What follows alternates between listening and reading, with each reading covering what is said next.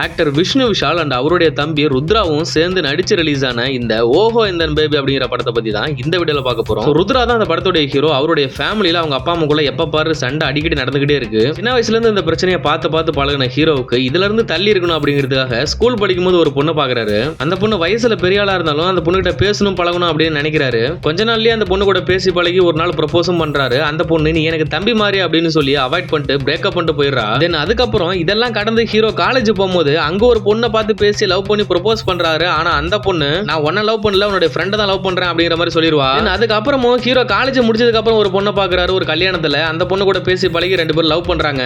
But அதுவும் ஒரு கட்டத்துல பிரச்சனை ஆகி சில காரணங்களால அவங்களுக்குள்ள சண்டை நடந்து பிரேக்கப் ஆயிடுது. ஹீரோ ஒரு கட்டத்துல டைரக்டர் ஆகணும் அப்படின்னு முடிவு பண்ணி சில கதைகளை போயிட்டு ஆக்டர் விஷ்ணு விஷால் கிட்ட சொல்லுவாரு. அவருக்கு எந்த கதையும் பிடிக்கல அப்படிங்கிறதுனால இவருடைய வாழ்க்கையில் நடந்ததே அவர்கிட்ட கதையா சொல்லுவாரு. சோ இப்போ இவரோட வாழ்க்கையை படமா எடுத்தாங்களா இல்லையா அண்ட் இவருடைய காதல் என்னாச்சு அப்படிங்கறது அந்த படத்தோட ஸ்டோரி. நிறைய ஆக்டர் நடிச்சிருக்காங்க. ஒருத்தான வாட்சபிள் மூவி தான், மிஸ் பண்ணாம